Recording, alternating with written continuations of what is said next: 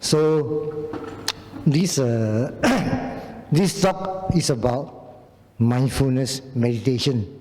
So I will give you the basics first. As far as the actual practice itself, you will need to go for introductory courses, which normally last about 10 days minimum. You know or not? Whereas if you do it in your own center, you will come once a week, maybe 1 hour or 2 hours. After that, you forget about it. So the mindfulness is not something easy to cultivate. It's like growing a durian tree. To get good fruits, a lot of work, a lot of patience, a lot of care is needed. It's not like growing tauge. Today you put in a tauge, tomorrow you can get a tauge already. So you can fail, also doesn't matter. But if you grow durian trees, if you fail, you lose a lot of money. So this sati, I will go to the basics of the mindfulness. Then from there you understand what is Satipatthana meditation. So you go to the roots first. Now, at the time of the Buddha, when the Buddha started to teach Buddhism, I would call the Brahmins were already there. In fact, the first Buddha appeared in the world during the Brahmin time. So Buddhas will appear when conditions are there and wrong teachings more or less basically dominate the country. So this is one of the conditions of Buddha's rise. Buddhas don't arise for no reason. There are certain conditions are required.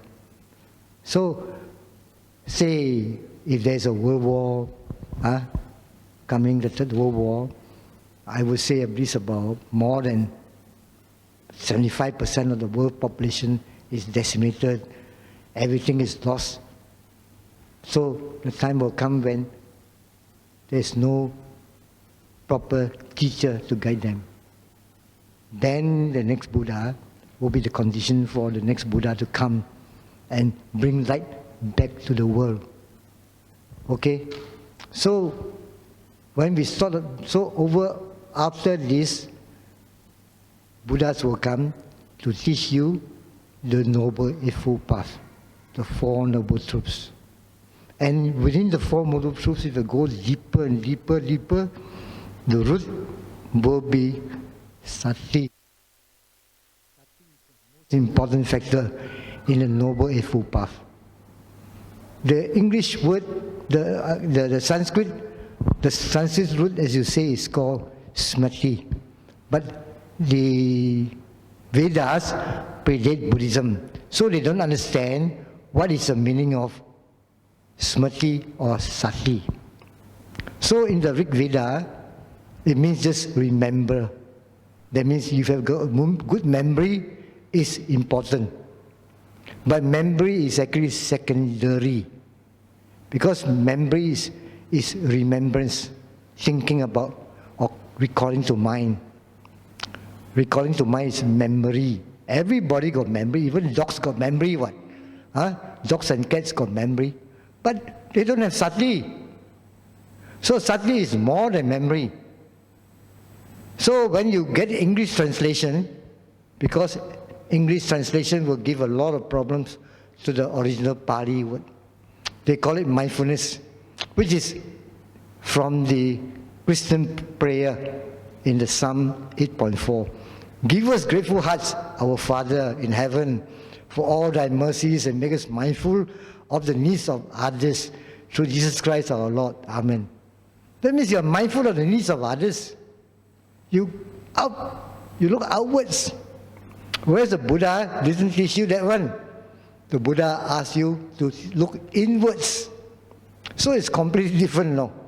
So when you get Western teachers who basically have Christian background, most of them, I would say very few of them have penetrated the Four Noble Truths. Majority are just scratching the surface and giving lectures here and there, even use it for medicine, use it to cure about people who are basically mentally problems and mental problems, and when they teach them, they get deeper mental problems. To the end, some of them even commit suicide. Huh? So when you look for a teacher who is going to teach you the way to develop the mind, you must be very careful. Just like when you grow a durian trees, durian farm, you get a 6:30 fellows, your durian trees will die, you lose a lot of money. So you must get an expert.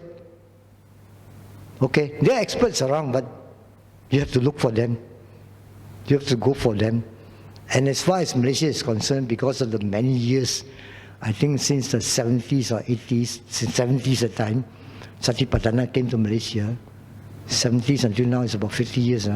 So the centers that started are actually very traditional centers already. They are quite famous in Penang, Penang MPMC, then you Kota Tinggi, all those places. Those are the places which are highly recommended in Buddhist societies. Don't go outside your society to look for a good center. Because your society is basically Theravada society, you will be getting Theravada teachings. Theravada is actually not an elder. Do you know what's Theravada? We are all Theravadan followers. If you don't know what's Theravada, then you will be in trouble. The word Thera means Arahan, not elder. There is a sutta by the Buddha called the Thera Sutta. The Buddha defined the Thera as an Arahan. So after the Buddha passed away, there were 500 Arahants who assembled in Rajagaha to collect all his teachings.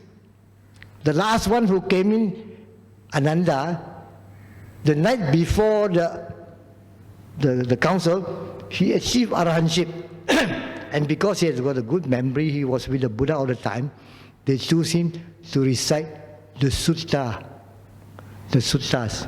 Vinaya was recited by another Arahant itself. So that means the teachings you get in the Theravada text are basically from the first council, compiled by Arahants, not by ordinary people who actually remember, and they remember all the Buddha's discourses. So sometimes when there's some dispute within the council itself, another Arahant will say, no, it was like that. I was there with the Buddha himself. Because the Buddha only appointed Ananda later. Earlier part, Ananda was not yet his attendant. So you have to respect what you are following. Don't simply go here, go there, this teacher is more charismatic, I go to him, this and that. Because you are going to culture your mind. So if it's a wrong culture, you get a wrong mind. You have to be very careful. So you stick with your own society, don't simply go out. Somebody more charismatic, you go there, you follow, you get in trouble. And then once you do it wrongly, it's very hard to undo. It's better not to take a step, than to take 3 steps backwards. So the English translation is more external, thinking about outside people. But sati means, although it really means remember in Veda, when you talk of mindfulness, it only concerns wholesome matters. Because sati is actually the root for your development of mindfulness. That means it's inward development, not outwards. Okay? You have to watch your own body and mind, not other people's body and mind. So you normally don't listen to Dhamma talk at all, unless it's from the teacher. So most of the time it's basically you meditate the whole day, and then 1 week 3 times the teacher will interview you. That's all. So you get the meaning clearly, then it will be easier. Because most people who go for meditation, they just jump in and they don't understand. Because you are being the members of the Buddhist society, there's a chance for you to understand from the various teachers who have been meditating. So actually, when people talk about mindfulness, they talk about recollecting, remembering. You got a good memory doesn't mean that you will be a good meditator. Another word they use is heedfulness. Heedful. Heedful is when you listen to the advices of the wise people.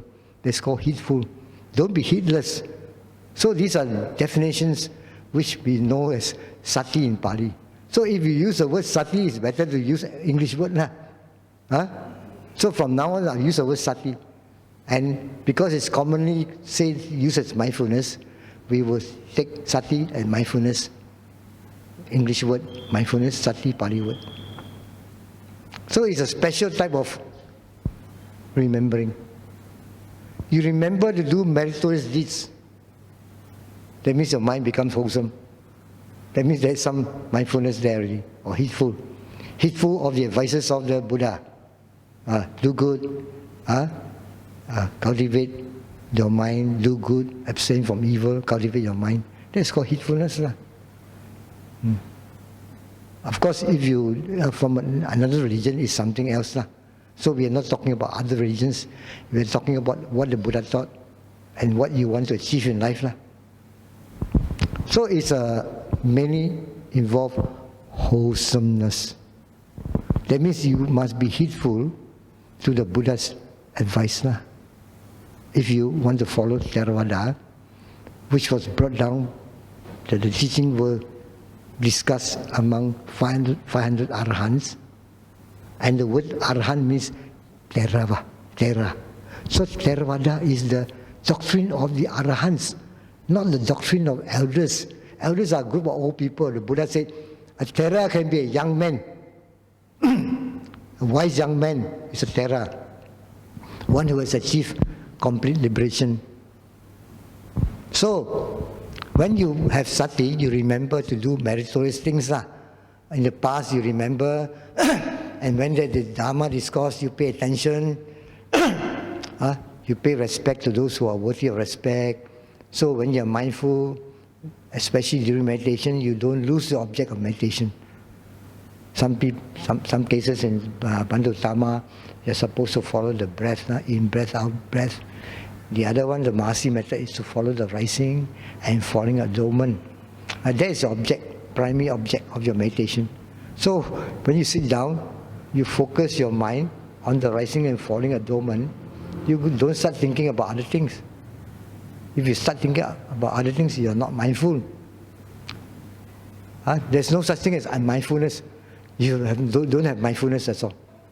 There's such a thing as mindfulness, which is wholesome, and no mindfulness. There's no such thing as bad mindfulness.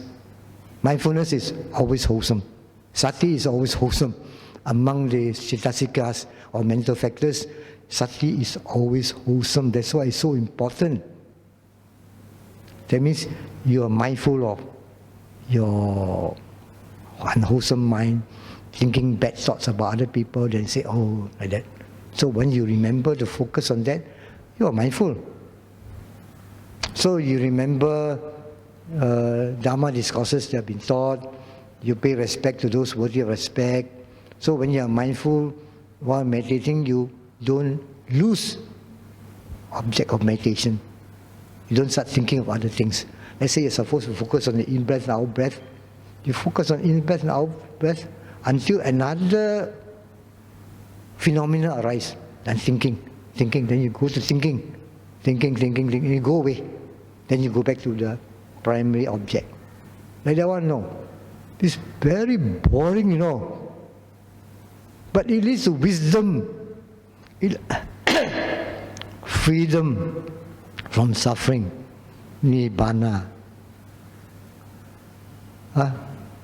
So as you grow older and older, the agency becomes more and more, because at that time you become wiser and wiser as you grow older and older. But of course, there are young people who are quite wise. Some people start at about 30. I started about 45. It's quite young. 45. Most people start at 60. Even people 70 on the start. Of course, once you are older, the energy is not there compared with a young man. Young man can do meditation without sleep for 3 nights also can. Women cannot do that.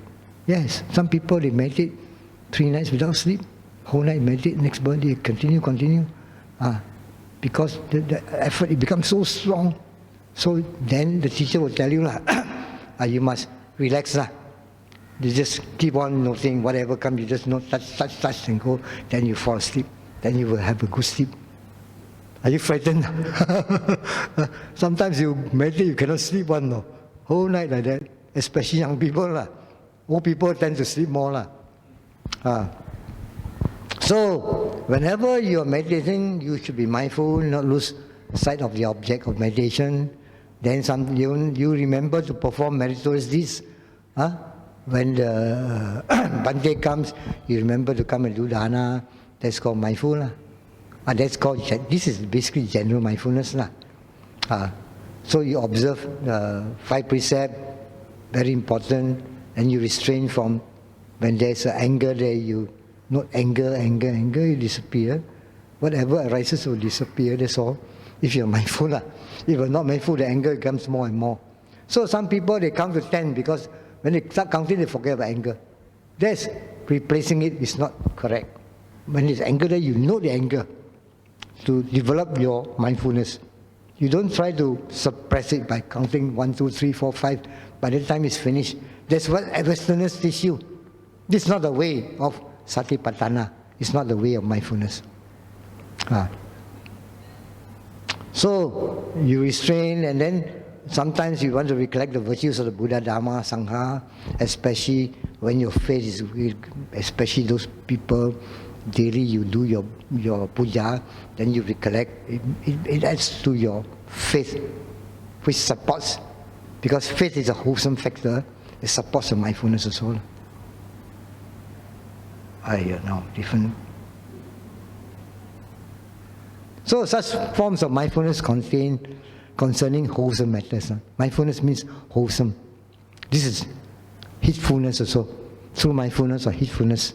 So before the Buddha passed into Parinibbana, he told the monks, Dasa apamadena sampadeta. It means accomplish your duties heedfully. So the word apamadena is heedful. It's a form of mindfulness. Very important for daily life. Mindfulness is when you go for retreat, it's concentrated mindfulness. Daily life, we call it heedfulness. Heedful of wholesome matters. Heedful of preventing unwholesome matters. Heedful. The advice people, the teacher will give you, be heedful. So don't talk too much if you're meditating. So you're not meditating, you use in the meditation center, there are people who like to talk, and they don't make any progress. The silent ones are the ones who make progress. So in the Dhammapada, the Buddha himself has proclaimed, Abamado amata padang, pamado machuno padang. Heedfulness is the path to the deathless. Heedlessness is the path to death. Abamata na miyanti, ye pamata yata mata. The heedful do not die. The heedless are as if already dead. So when you use the word apamada, it means ever-present mindfulness, watchfulness. You're watchful, your mind in doing good. So that means you are cultivating good in your life. And when you cultivate good, the result will be good, wholesome results. So when you cultivate wholesome mental factors, you will get wholesome results under the law of karma. So, ever-present mindfulness, watchfulness. Watchfulness. I think watchfulness is more appropriate. Watchfulness or heedfulness. So daily life also you have the heedful. Of course it takes years of practice. Associating with the proper people. Very important. Association with the wise. Deathless means nibbana because there's no birth, no more rebirth, so there's no death. No, it doesn't mean we are immortal, the person is immortal. Those who realize nibbana are not reborn. they do not die again and again. So what does it mean you don't get reborn? How do you explain that? So when one Brahmin asked the Buddha, how come we have to be reborn? What? No, the Buddha said, your body and mind, the source is something like a fire. The fuel. Without the fuel, there's no fire. So you must clear the fuel. This is the way to get rid of the fuel. Slowly by slowly, there's no more fuel. If you start accumulating a lot of gas in your house, one day you blow up. We won't be short of fire. So in the meditation center, in the kuti itself, you cannot cook also. There's no cooking. They serve you 2 meals a day, morning breakfast, lunch at 11 o'clock, that's all. Then all you get is water. They give you clean water, all that. So yogis normally will bring our own electric kettle. They make some honey drink in the evening. About 6 o'clock that time we are very hungry, so you drink and then you tahan another 2 hours. 2 hours, by the 8 o'clock you are tired, then you do your prayers and you sleep by 9 o'clock. For lay people like us, or for the monks, some of them don't sleep one, especially the young ones.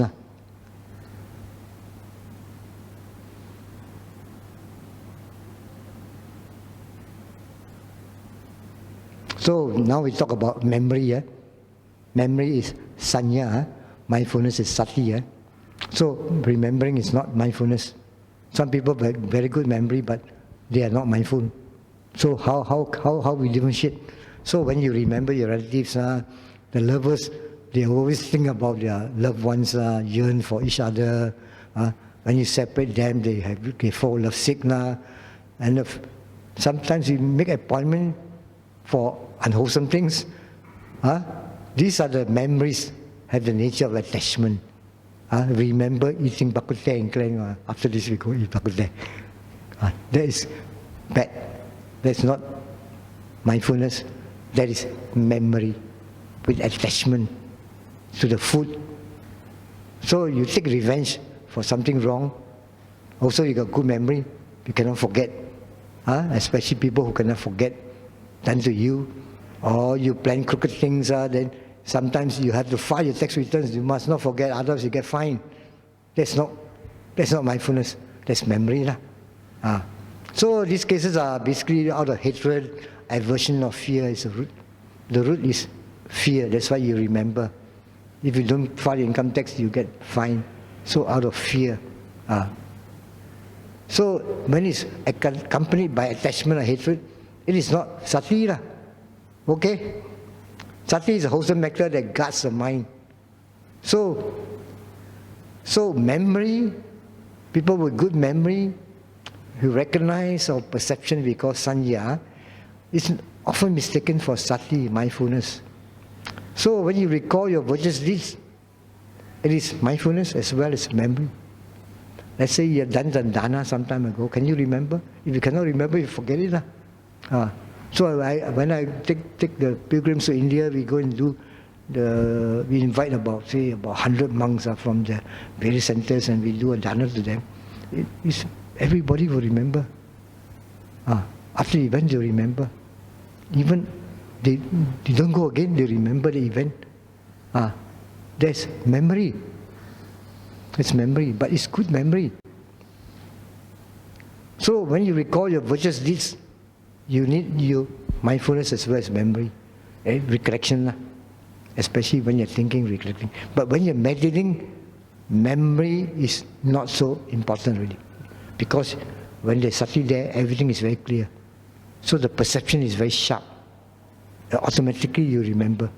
Those people who have an experience of first insight knowledge, they watch the pain, after that the pain disappear. That one, no. There's no pain. They remember the event. Then the first event, they keep on meditating, then they remember, the breath or the rising falling, I know it's there, rising, falling. And I know that mind also knows. There's a mind, knowing mind. And the physical, what they call the physical phenomena is there. So they remember, hey, why like that one? Oh, it's a delineation of mind and matter. You can see the mind separately from the mental phenomena, separate from the physical phenomena, separate from the physical phenomena. So that is insight knowledge. There's insight into that. Then you can see the pain arising, then disappear. There's insight into impermanence, non-self, and also suffering. There's suffering in the pain. Then the pain is also not permanent. It comes and goes, comes and goes. So that's called impermanence. And it comes as a light, it goes as a light. You cannot control it. That's called non-self.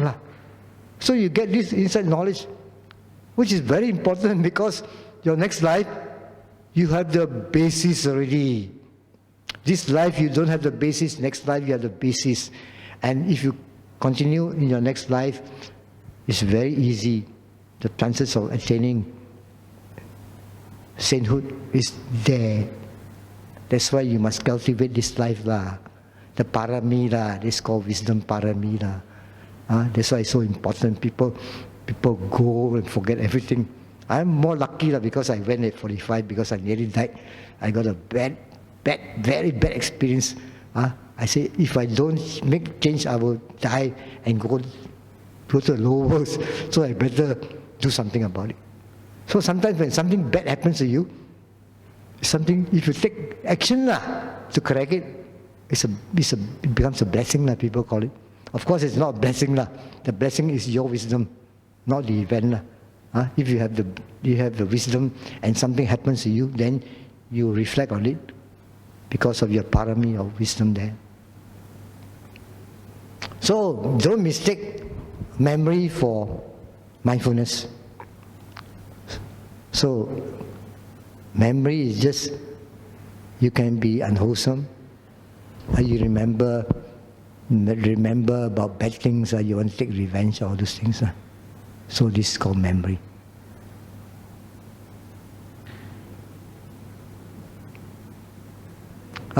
This is going to the basis already, because most people, if you don't have know the basis, you may get a wrong teacher. Then it's like walking 3 steps backwards. Better don't go. If you don't know the basis and you don't know the background of teacher, better don't go. Because if you go wrongly in the mind, it's like taking 3 steps backwards, because you will go backwards instead of forward, mentally. Very important. So we use the word vipassana first. Explain to you what the meaning of vipassana. Vipassana is derived from two words. V means various ways. Various ways. Passana means seeing. Passana, seeing in various ways. Vipassana. So when you apply to meditation, it seems seeing object of meditation as impermanent, suffering, and not in self.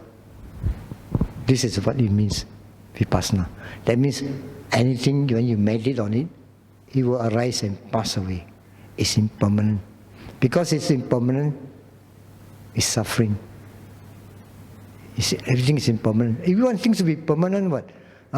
We want our buildings to be permanent, we want our cars to be permanent so that you won't have to buy a new car.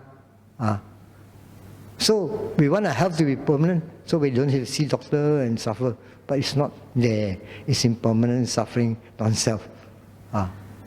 So there's life. There's life itself. Life will lead to death. Death will lead to rebirth and life again, and continue and suffer and suffer and suffer. So the principle of Vipassana meditation is to observe. Observe your mental process. Mental process, the mind. And also your physical process, the bodily processes. Your breath coming in and out. You cannot stop it from coming in and out. Or the stomach, which is quite easy for me. In fact, I started from the from the breath. When I meditate, from the stomach you went to the breath, and from the breath you go into jhana. So the teacher says, stop this. It will not lead you anywhere. So I go back to the basic, rising, falling. I could have got into jhana, but I went into jhana, but the teacher said, go to the breath. Go to the stomach, which is very gross, like a beginner, like crawling, a baby crawling. So I'm very obedient, so I follow what the teacher teaches. So that's how I make progress. So observe any mental or physical process arises that predominant thing. Let's say you are watching your breath and suddenly you start thinking, getting angry. The predominant one is anger already. So you go, anger, not anger, it disappears. Then sometimes there is nothing there. So you go back to your object, primary object. It can be the breath or the rising, falling of the abdomen. So a time will come when your meditation is very, more or less very easy, smooth. This is when your mind is free from hindrance. Concentration is there. So the mind can note whatever. The mind will be very sharp. Once the concentration is there, you can see whatever arises. And then you will get the insight. Some people take months, some people take years, some people take weeks. Some of the great meditators, just a few minutes they have it. Why? Because they have the parami. They have meditated in the past life. Just like people are born so intelligent, some people try, so cannot. All the differences is due to your past karma, like that one. So if you practice this life, next life will be easier. So if you practice now and continue, before you die, life will be easier. Because you can note, you have no fear, you have something to observe. Otherwise you'll be lost. Lost in the sea. There's no compass.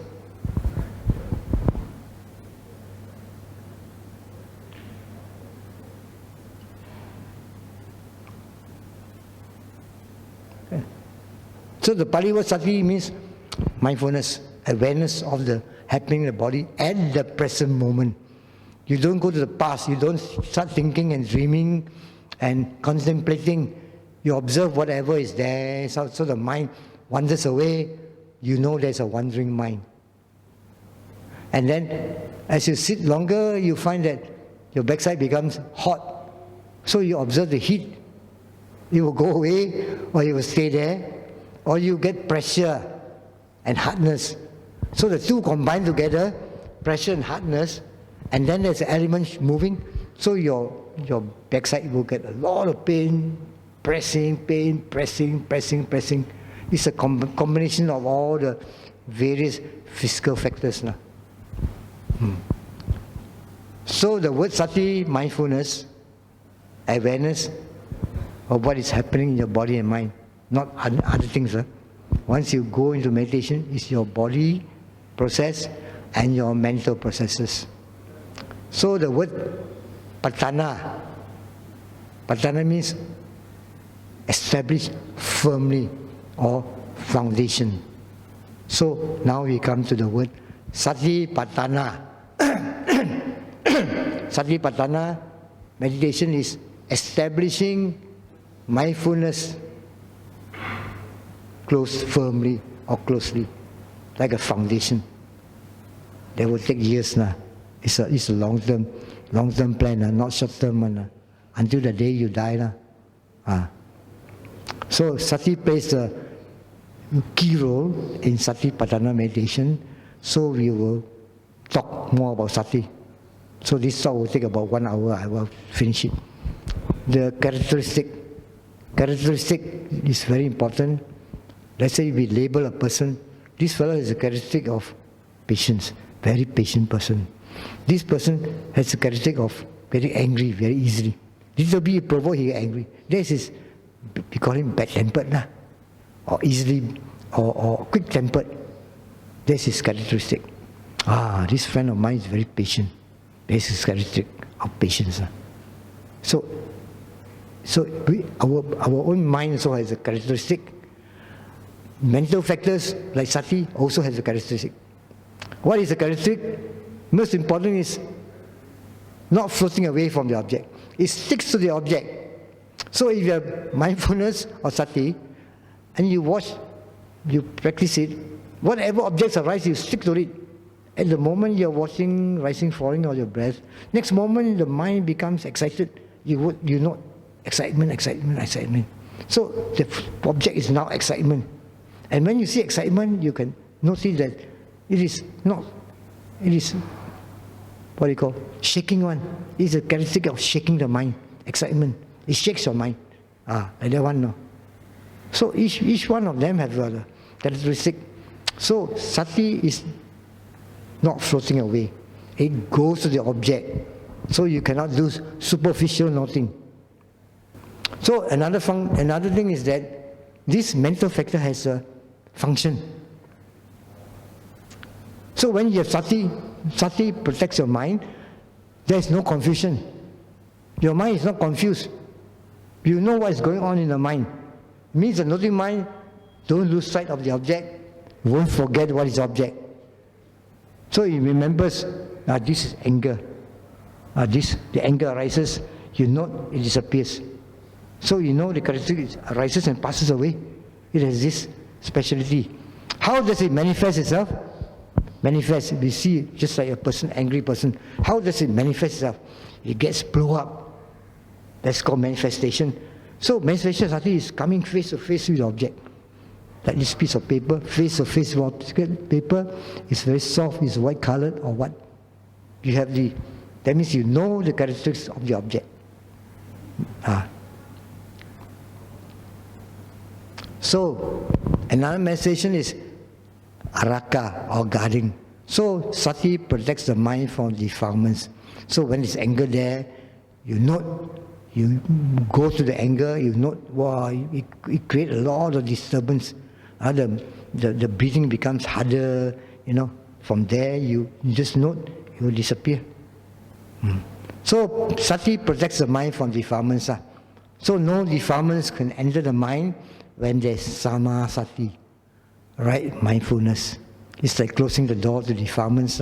Just as you close the window from wind and rain. That's a guard. As you say, it's a guard. It guards the mind. The cause of sati, there's a reason. The proximate cause, what causes? Just like, what is the cause of anger? There's a reason for anger. The person there's irritation of the mind. So anger arises, irritation. So in the case of sati, the cause is actually steadfast perception. That means the person who is meditating can actually distinguish the characteristics of heat, cold, hardness, tension. So the stronger your sati, your mindfulness, the clearer you can see the characteristics. That means you will know the object in its true nature. So generally the true nature is different. Generally the true nature of all objects is impermanence, suffering, non-self. That's the general characteristics. Heat also comes impermanent, suffering, non-self. Happiness also impermanent, suffering, non-self, because it goes away. So everything becomes impermanent, suffering, non-self. But each have its own characteristic. Happiness, you get glad, become glad. The mind is light, very light, uplift the mind. Sorrow will depress the mind. But they are all impermanent, suffering, non-self. So all the while as you do, everything you see is impermanent, suffering, non-self, impermanent, until your mind gets exhausted. And you keep on going through the exhaustion, because it's like a training. You keep on training until one day you're so frightened about all this, you will jump across a canal 10 feet across. Yes, you can do that. Because you are under pressure, you just jump or die. So there's a tiger chasing you. There's a canal 5 feet across, you cannot do that. But when the tiger chases you, you jump across. You cross over lah. This is the one that makes you cross over. Frightened. They call it. Like that. So that's why it's so important to practice Mahasatipatthana.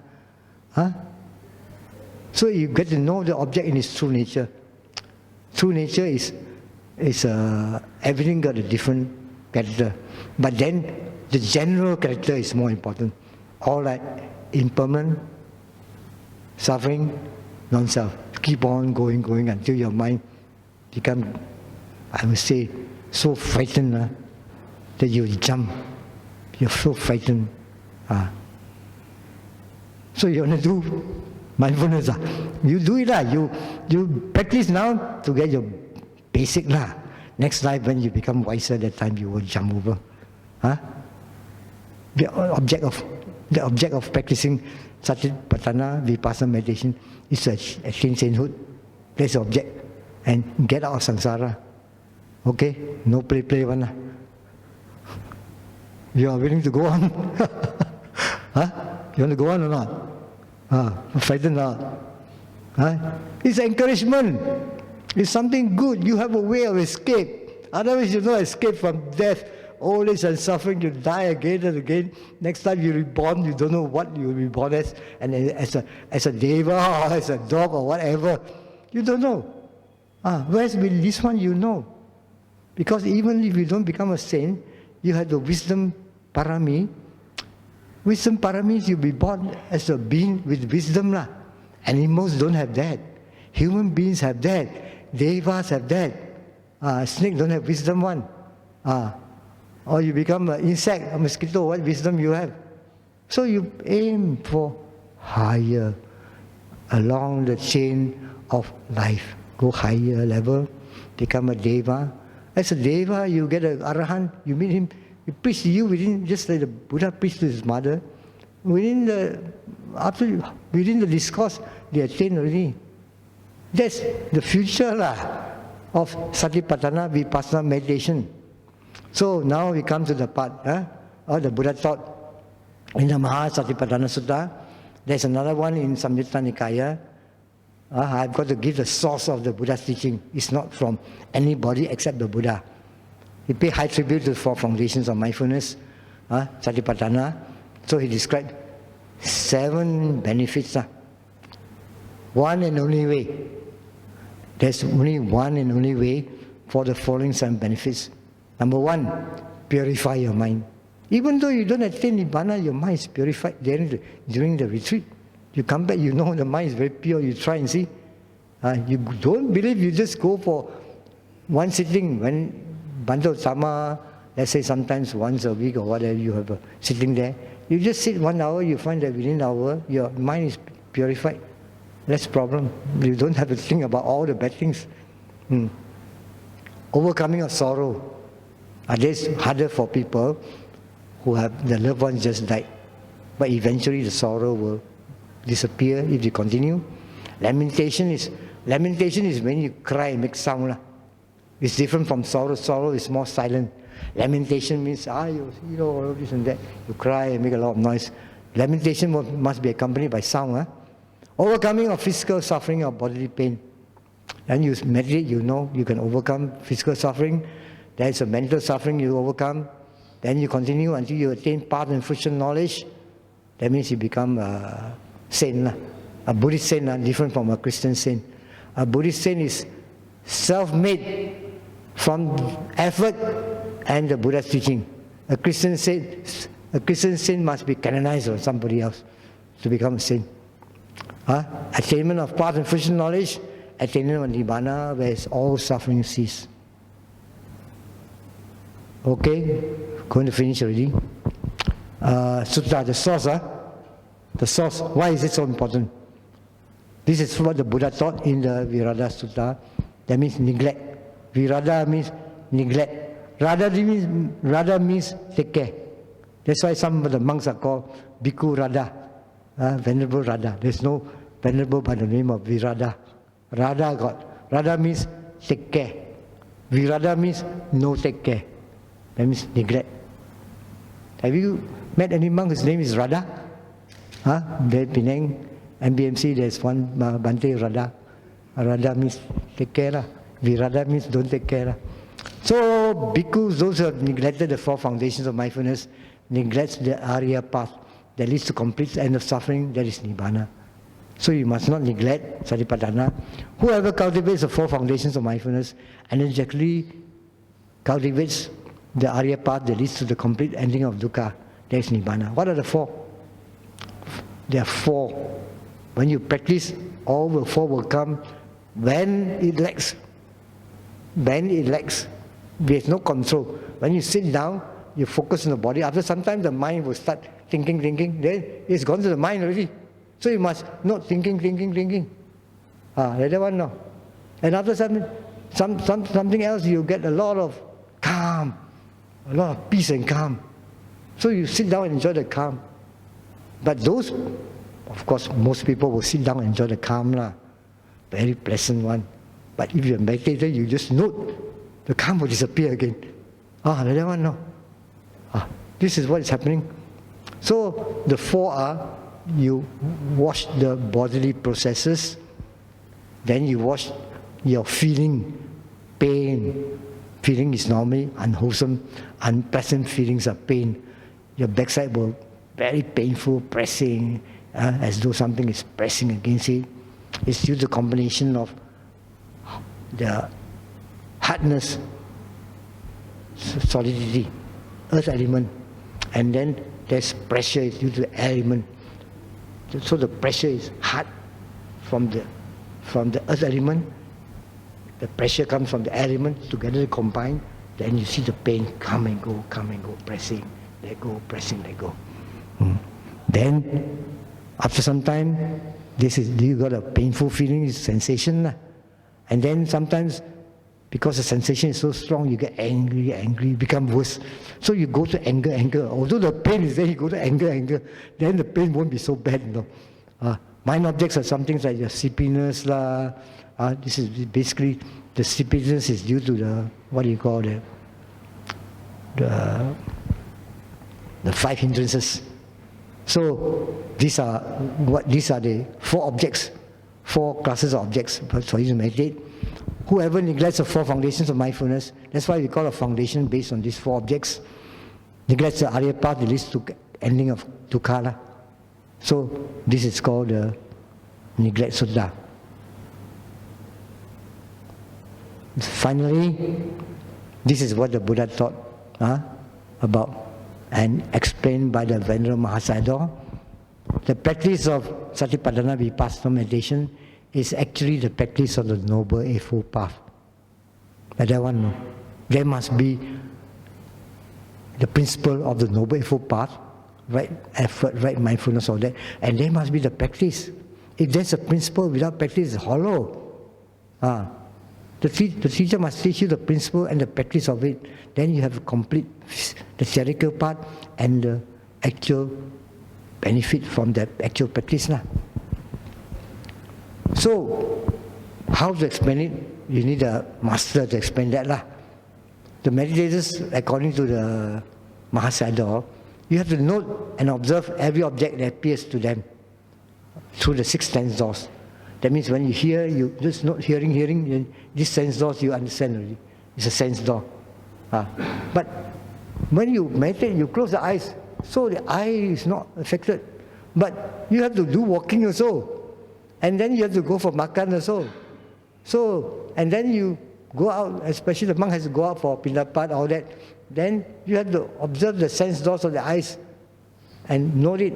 Otherwise you go, this person giving the what do you call, the dana, got curry chicken. Don't you look at curry chicken, finish already.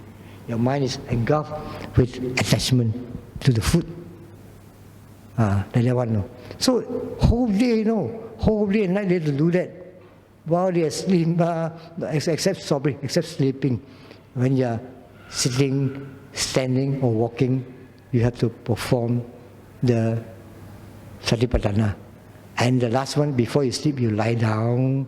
Also, you can meditate while lying down, especially when you're sick. When you're sick, you can actually practice it by noticing lying down and observe your mind, your sorrow, then the sorrow will disappear. And then you meditate, you must have effort to stick to the object. So this effort is called right effort. Right effort because of the mindfulness effort to sustain what is wholesome, effort to suppress what is unwholesome. That's called right effort. And you're aware of the whatever object that appears, that's called right mindfulness. So as they are mindful, the mind will be fixed, concentrated on object. When you're mindful, you follow the object, concentration will arise by itself. No need for you to worry. Why you have no concentration?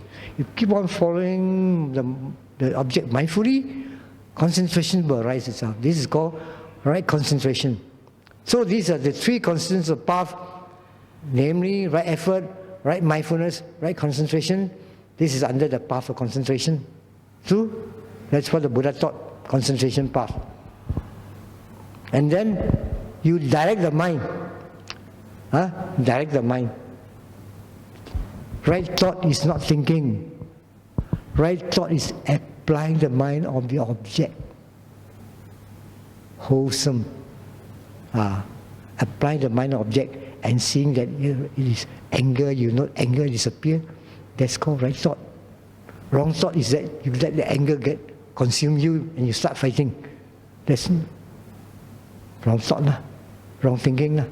Let's say you think of somebody, then you get angry, then you get high blood pressure due to wrong thought. How do I explain to you properly? So actually, thought is not actually thinking, it's applying the mind. The process of directing or applying the mind to the object is called right thought. Not thinking. Thinking is just wandering mind. Right thought is when you apply your mind to the object. Direct the mind to the object, that's right thought.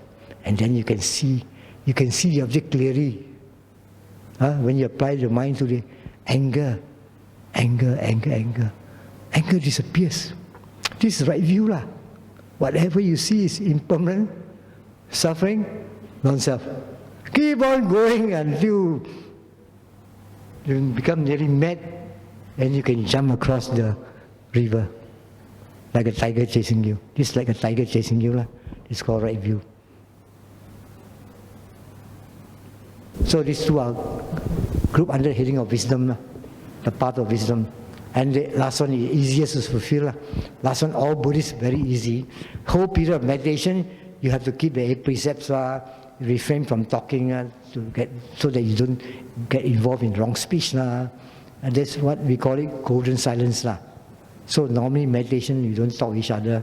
And the only time we open our mouth is when there's an interview with the teacher related to meditation practice. So during the process of meditation, especially for Buddhists, Theravada Buddhists, very easy for them to fulfill right speech. Right speech is the 4 types of wrong speech. I will not go into it because you can get in the books 4 types of wrong speech, action, 3 types of wrong action, and then livelihood is when you get involved with the 5 types of wrong occupation. So you fulfill the path of virtue. The moment you enter the meditation center, you have to take the 8 precepts. You don't talk with another person all the while. So this is how you practice the Noble Eightfold Path through Satipatthana Vipassana meditation. Hi brother, thanks for your sharing. Very good because you simplify everything, and also with your experience. I would like to ask brother, just now you mentioned about meditation when you are sick. So I'd like to hear more about how you face pain. Does meditation or which kind of samatha or the mindfulness help you on dealing with pain? Thank you, brother. Even now, I do 2 types of meditation. Metta because I have a teacher, I must have metta. So my teacher forced me, he said, you like to do vipassana, all that, you must do metta. So I do metta and vipassana. But anytime I'm in trouble, I will go for vipassana, not metta. Because vipassana, you see reality. You face the truth. Metta, you may I be well, happy, peaceful. It's good lah to make friends lah, all that lah. And when you're bad-tempered, sometimes, but to overcome my depression, all that, sometimes metta will work. Sometimes it won't work. Vipassana definitely will work. The depression comes, depression after gone. It is the best meditation that has come to the world to benefit everybody. So if you happen to meet the Buddha Dhamma, this is actually the Buddha Dhamma itself. The Buddha Dhamma. No other teacher can teach this. No other teacher in the world, no Deva or Brahma can teach this. That's why for a teacher, you need to do metta and vipassana to blend with the students. But personally, if you want to go full-time into vipassana first. At least 5 years before you go to metta. Because once you go to metta, everything is very easy. May I be very happy. You're always happy and then no problem. But actually when the big problem comes, metta also doesn't work. But before you die, metta will not work, vipassana will work. Because you're face to face with it. People when they get very sick, metta will not work. How to do metta when you're sick, painful, all that? Vipassana, you just observe the pain, accept it, like that one. That's the advice I give you from my experience. For young people with stress, working life, metta is good because you can have a good sleep, you wake up, all that. I don't say metta is no good. I say it depends on how old you are, at what stage you are. Everybody has got different stages of progress in life. So metta is good if you start. But if you start with metta, you tend to stick with metta, then your vipassana you want to avoid vipassana. Whereas you start with vipassana first, no problem. You can do virtues of the Buddha. It's also very good. Because monks, when they start in the morning, they don't start with metta one. They start with the virtues of the Buddha, and they get the concentration, and from there they move to vipassana, which is more stable compared with metta.